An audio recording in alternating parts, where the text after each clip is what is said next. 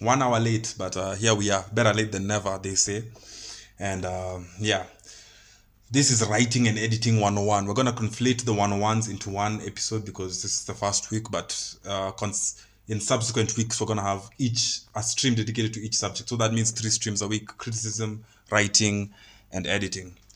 So here we are. First, this is gonna be very exciting because I'm gonna tell you all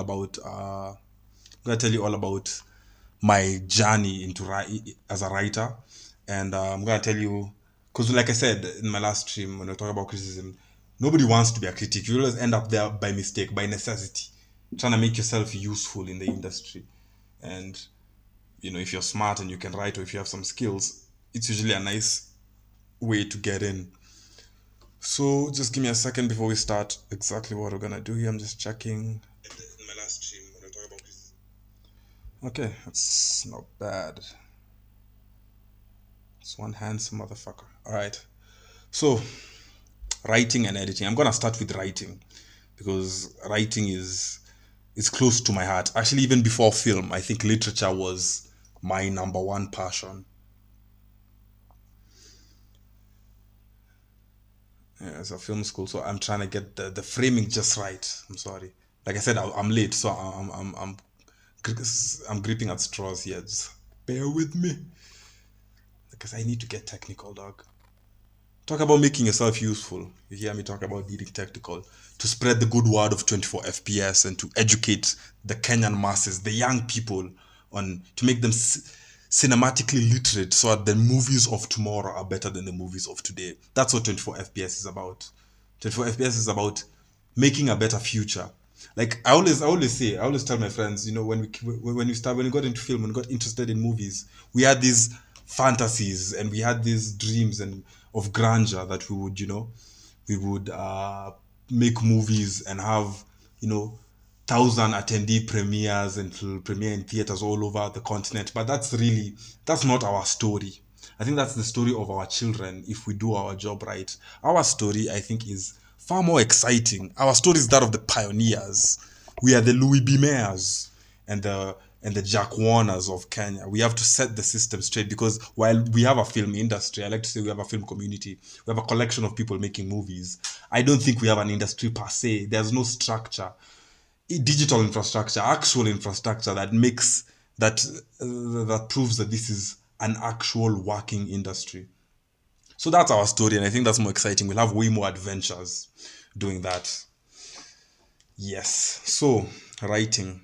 I like to tell you about I I was a writer before I was ever a critic. So actually it was 2020. It was 2020, and I was my former best friend. His mom was a movie producer, right? I bet some of you will be able to peg who this is. And during 2020 COVID, it's COVID time, we would all just would go to Runda. I used to be in Runda a lot. We would just stay there drinking all day, every day. Till his mom one day came and said, you seem, your shit, She wanted to make a movie for American television. So it was supposed to be like an hour long, something we can export, blah, blah, blah. So I wrote it. I remember I wrote it. This was right before COVID hit. I wrote it in a drunken weekend. It was a long weekend, a 4-day drunken weekend. I was drinking and I was just typing away. I was just there. And it was actually, people say sobriety gives people the best work. I can actually believe that in theory, on paper.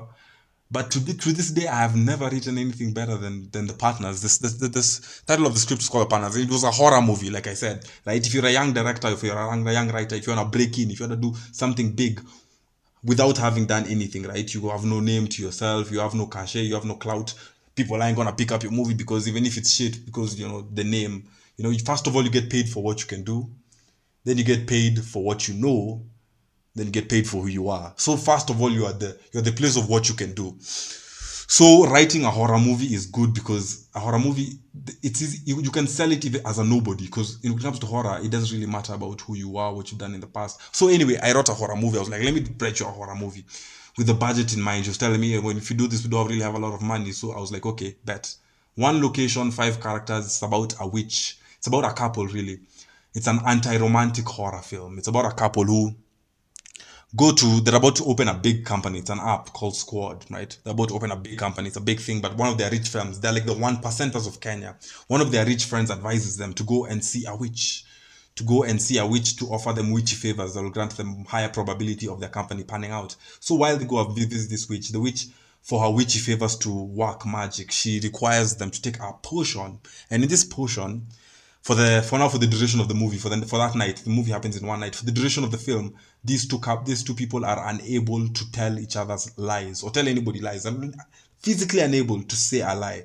So what transpires throughout the night is an unraveling of lies, and unraveling of their past, and blood is shed, tears are shed, and even a little sweat, by the end of it. So that was the thing, and it was very good. It was a very good script. When she read it, she liked it. But you know how it is in showbiz, right?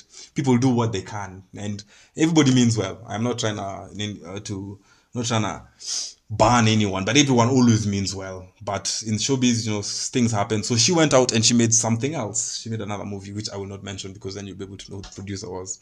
She went and made another movie, and I'm just here, straddled with the script, right? This, it may seem like I'm rambling, but this story is important, especially if you're in this school, you want to get into writing, right? I'm telling you my story as a writer, so you know what to avoid in the pitfalls. So she went and did something else. She picked up another project, and here I am straddled with a script that I didn't even want. She don't want to sell it to American TV. By the way, when you talk about editing and marketing, I also sold something else to American TV. There's good business in America. But anyway, I digress. She went away, did something else. So I'm here, and I have a script now, and I'm like, fuck it. I didn't spend that long. It was one drunken weekend, but god damn it, I'm leaving here with something. I'm leaving here with something. So a friend of mine introduced me to, I'll mention the actress, Brenda Wairimu, Kenya's biggest freaking actress. She introduced me to Brenda Wairimu, and I sent her the most. I'm telling you, I have slept with women who I did not talk to as professionally and as passionately as Brenda. I could go back and read those emails. Even when I go back and read those emails, I'm like, I start blushing, and I'm like, God damn it, this guy really had passion. Anyway, I get her attached. Like I convince her. I'm so convincing. I get her attached, and I'm like, I tell her, yo, to be honest, I'm a 22-year-old student pilot, film critic. I don't really have money. She was like, you know what, we'll tarmac together. And I took my cue, because you see, I'm a student of history. I was like, Hollywood, how did Quentin Tarantino make his first movie? Because in my mind, I can be like, I should be the Quentin Tarantino of here. How did Tarantino make his first movie? He didn't have money either. He got a big name. He got Harvey Keitel. This is for Reservoir Dogs. He sent Harvey Keitel the script. Harvey loved it. Similarly to how Brenda loved it. And he was like, attach me. If you walk into a Hollywood office, and say, here's a script, it's good. But not only is it good, I've already spoken to Harvey Keitel. And by the way, him and I are boys. We had drinks last night. We have drinks every night. And he's attached. He wants to play the lead role. The Hollywood producers are like, okay, Harvey Keitel, it's a big name. How much do you want? If the industry, if in Kenya we actually had an industry, which we don't, something similar, I would have had similar fortunes, because I walked into offices with Brenda freaking Wairimu, right? I mean, how much more cachet do you need? I walked into offices with her and still could not get the money required. Anyway, it's been 3 years. I haven't spoken to Brenda in a long time. My God, I need to send an email. It's been 3 years. We're still looking for the money. Still looking for the money for this picture. But somewhere along the road, we also got producers attached. Some pretty big producers who are doing pretty important things right now. One of them, some of them send me notes, right? This is a good script, and God bless their heart. Everybody means well. They send you notes from books that they probably read in screenplay books, like from Joseph McKee, or no, is it Robert McKee or Joseph something? I don't read those books, but I'm going to tell you who to read before the end of this stream. I'm going to tell you exactly who to read when we get there. Do not read what they give you in film school. My film school is the film school of actual fact. I'm going to tell you who. You should read Film Crit Hulk. There's a guy who, his avatar is like the Hulk, and he calls himself Film Crit Hulk.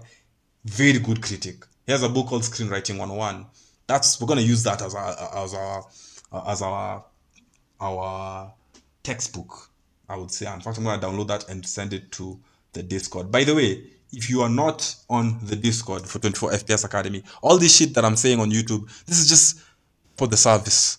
I'm going to share that script to the partners and Partners version 2, which I'm going to get into right now, so that we can all analyze it, all my students. The critic finally gets critiqued. My horror movie script is going to be free domain in the Discord server for all my students to read and tear apart, and then we're going to take notes. The second draft is horrible. The first draft is pretty good. Actually, well, I did write a novella that's pretty darn good, but I dare say it's my best work in screenwriting. So if you're not in the Discord, please, I'm going. Let me plug it here real quick. If you're not in the Discord, DM me and I will give you information on how to join. It's very inexpensive. It's a monthly subscription payment, but in it you get all the information, all the insights in Kenyan film, all the shit that's going on. We have a marketing program as well, film criticism, film writing and editing, everything that we're doing right now. This is special, privileged information. Make sure you DM if you wanna become a film critic rock star. The film critics of old were old white men, bespectacled old white men. We are young, hip, sexy people who are also intellectuals and serious about film. So join 25 FPS. We have a WhatsApp community that's free, and we have a Discord server. So anyway, in between of tarmacking, trying to get money for the movie, we got producers attached, and they sent me notes, and I wrote a second draft, which is pretty bad, I must say. I sent it to one of my friends, and he was like, "Hey, I'm not gonna lie, man, it's pretty." No, what is this? What are his words exactly? He said it was fucking horrible, verbatim, or was it? It was something a little more heartful. But yeah, I seconded his comments. It was pretty freaking bad. But the first draft, compliments to the chef. Why, thank you. So, writing and editing. There's one thing. If there's one thing that writing and editing have in common, it's music. And it's not just writing and editing. It's a lot of things. There's a lot of things that writing and editing have in common, but the most important one, I think, is music. And it's not just writing and editing, also speaking. Like, I like to think I'm a good speaker. I have good oration skills. If you look at the best speakers, people like Orson Welles, Winston Churchill, namesake, and then you look at people who bad speakers, bad public speakers. One difference is the good speakers. There's a certain tone of musicality in their speaking. It's like even when they're just having a conversation, it's like there's a chorus and there's a verse, there's repetition here and there. Do you understand what I'm saying? That sense of musicality, and I think that's what separates good art from bad art. If it's for something to be a piece of art, it has to have a form of music in it. Do you understand? When you talk about writing, when you look at the best novels, like, oh my god, let me think about Ken Follett, Pillars of the Earth, one of the best epics I've ever read. And there's one sentence, he only employs it 3 times throughout the book.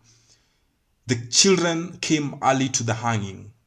The children came early to the hanging. The children came early to the hanging. It's sprinkled across 3 sections in the book, but every time he uses it, it's like a gut punch, especially the last time, because the first time it's a book about, it's set in old ancient England, 1500s, about the building of a church across the years. So like it's used in the first, it's like 1400s. The evil guy is, I'll never forget. You think Joffrey Lannister was bad? Oh, you've never heard of William Hamley? I haven't even forgotten his name to this day. I read the book years ago, and I mean like almost a decade, and I still haven't forgotten about William Hamley, the most despicable character in literature. He does the most despicable. He rapes women, he kills babies, he does all of this shit. And Ken Follett makes you wait about 1,000 pages for him to be killed, but finally at the end, the children came early to the hanging, and we finally see William Hamley hanged. So there's a sense of music to it. It's like you can't just write mechanically, giving out information, doing what Robert McKee tells you to do. No. You have to serenade the audience. You have to serenade the reader. You have to give him some rhythm. You know, that's what separates good writing from bad writing in all things: screenwriting, literature, film reviews.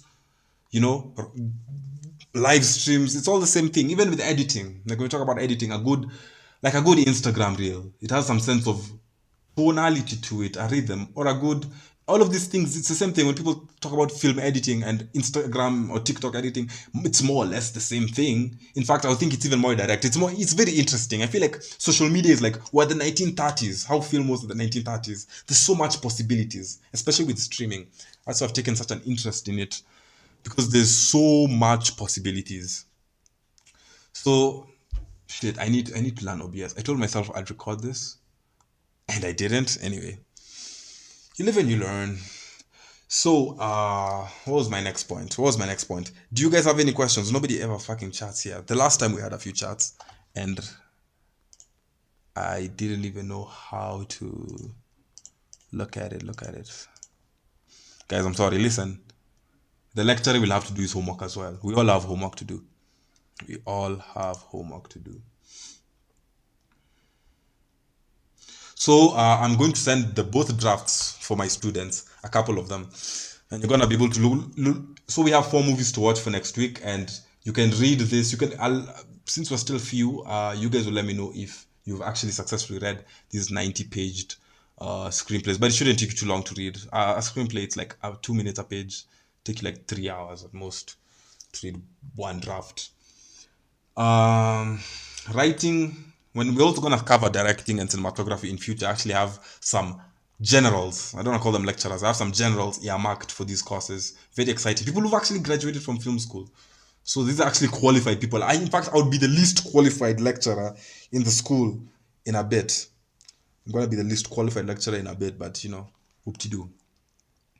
I want to talk to you about writing and directing, because is that the directors who, like people like David Fincher, that are not writers. They just take a good script and they shoot the hell out of it and they make something magic. Great filmmakers, great artists. David Fincher is an artist. And then there are people who I think are even more of artists. Because this conversation about art. Movies aren't art. And I've said this a lot of times, and let me say it again. Movies are not art. Movies are products. Movies are consumerism. It always was that way from the 1920s. From the 1890s, when Thomas Edison invented the damn camera, they were used as a circus act. Come look at this couple dancing. Come look at a guy on a horse, right? Guy on a horse, black man on a horse.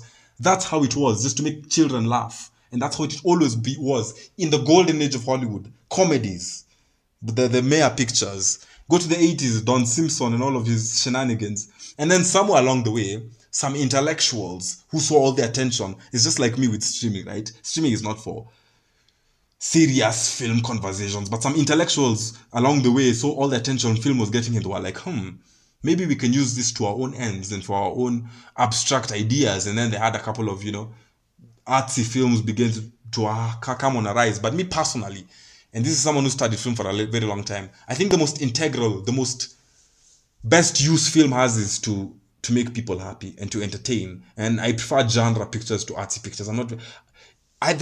There are exceptions.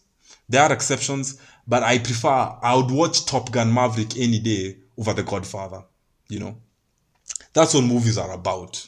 It's about having a good time. And the people who write and direct, those guys are complete artists, because for a movie to stop being just a product and now to become an actual piece of art, it has to have a dominating personality. There has to be someone's actual personality imprinted on the thing. So it's not just the work of a writer, a cinematographer, a gaffer, several actors all come together. That's not art, because there's so many people involved. It's a collaboration of many things. It's a Frankenstein. It can't be art. But once you have a writer, director, or even take it a step further, a writer, director, and leading man, like a la Orson Welles, then that's really a piece of art, because you're all over. Everything is imprinted. Everything is you in that film. That's a piece of art. So writing and directing, but it's kind of hard. Not everyone is able to do that. I remember in 2019, you guys remember the movie Babylon, right? The movie that's landed Damien Chazelle in director jail. He's yet to be released. I don't know when, without parole. Babylon.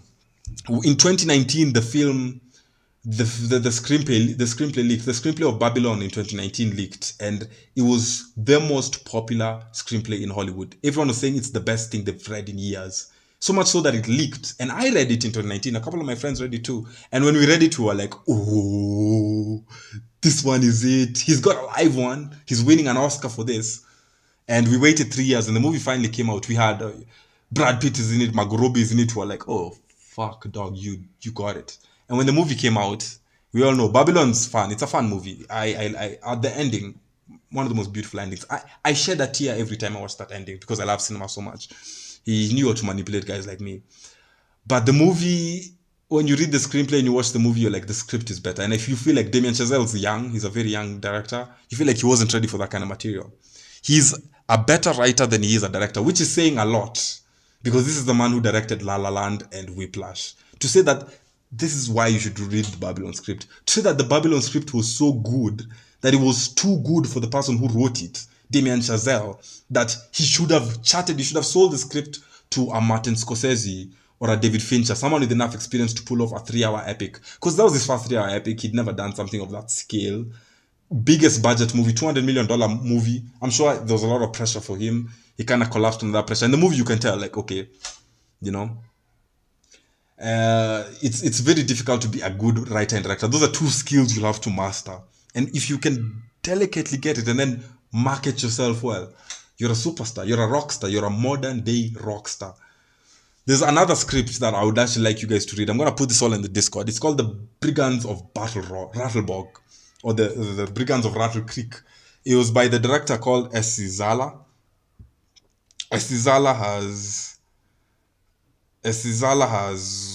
He directed Brawl in Cell Block 99 and a couple of other weird movies.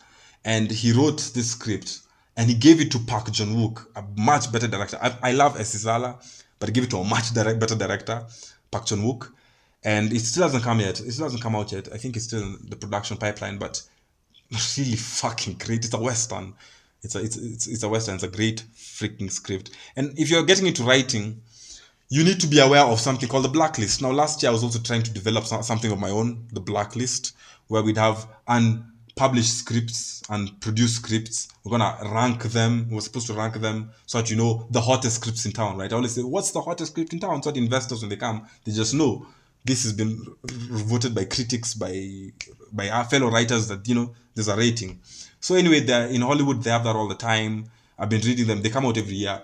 I think every December, every Christmas. So 2018 to 2019, I've been reading those. In 2018, there was one called Frat Boy Genius. I thought it was picked up by Annapurna or something. It's about, I want you to watch The Social Network, the biopic of Facebook. There's a sequel coming out this year, but the original is Aaron Sorkin. You can write, we'll talk about writing. Aaron Sorkin, you can write like hell, but you cannot direct for shit. Was Fincher busy? I think he was working on The Adventures of Cliff Booth.